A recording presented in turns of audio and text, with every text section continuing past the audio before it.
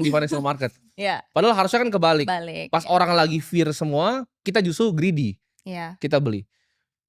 Gimana caranya untuk ngakalin? Karena itu kan sesuatu yang sangat fundamental kan. Nah ini ada yang bilang katanya ada yang bisa dilatih. Cuman I believe kayaknya keberanian itu ada bawaan juga, tapi Iya. ada yang bisa dilatih. Nah keberanian ini datang dari mana, Cel? Sebenarnya kalau ngomongin secara saintifik ya, tadi yang dibilang kalau misalnya lagi takut, karena turun malah jual, and then pas lagi tinggi malah beli. FOMO, jadi fear sama FOMO kan. Saya balik lagi ke amygdala system, karena emang udah human nature, kita tuh orangnya sebagai manusia, it is part of our evolutionary trait juga, kita tuh takut banget buat kehilangan. Jadi kita lebih peduli sama apa yang kita hilang dibanding apa yang kita possibly dapat. Jadi Yes. makanya pas lagi rendah, aduh I don't wanna lose more, so it's better for me to just sell it, kayak Oke. gitu. Jadi itu yang membuat orang-orang mungkin jual di bawah. Kalau yang overconfidence di atas, basically ini ada another system, namanya dopamine system. Dopamine itu kalau bahasa simpelnya reward system, jadi sistem hadiah. Reward system itu, dopamine itu dikeluarkan setiap kali kita dapet, kayak apa ya, dapet feedback yang positif. Jadi makanya kalau orang gambling, Yap. why is gambling so addicting? Karena tiap kali menang itu dopaminnya langsung naik, dan setiap kali dopamine naik kita pengen lebih naik lagi. Jadi kita we put more.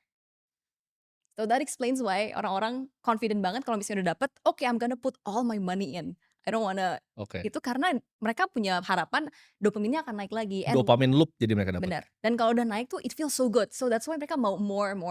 And that's the neuroscience behind why. Oke. Kalau misalnya teman-teman mau berhasil semua di Hmm. financial market, itu kan harusnya nggak punya emosinya. Justru kalau untung harusnya biasa aja. Oke. Dan rugi juga sebenarnya harusnya biasa aja, karena it's all just numbers kan. Tapi kenapa orang sulit sekali seperti itu? Karena banyak yang nanya kan, "Oh gimana sih jadi successful investor Iya. atau successful trader di market?" Iya. Kayak partner gua kan punya partner tuh, Iya. si Mas Kakak. Dia itu gak ada emosinya, Cel.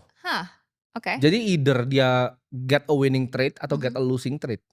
Dia emosinya tuh udah hampir hilang. Jadi kayak robot sih orang bilang. Tapi hampir hilang, bukan hilang sepenuhnya kan? Iya, bukan hilang sepenuhnya ya. Iya. Kadang kalau gede juga agak-agak Iya ini. kan, pasti kan. Iya. Karena sebenarnya kalau bilang, "Oke, emosinya harus dihilangkan." Iya. It's impossible because it's part of our nature. Iya.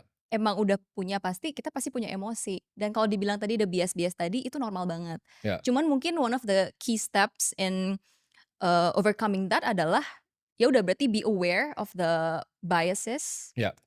And then tiap kali mau make a decision, oh yeah, keep in mind that I have this bias.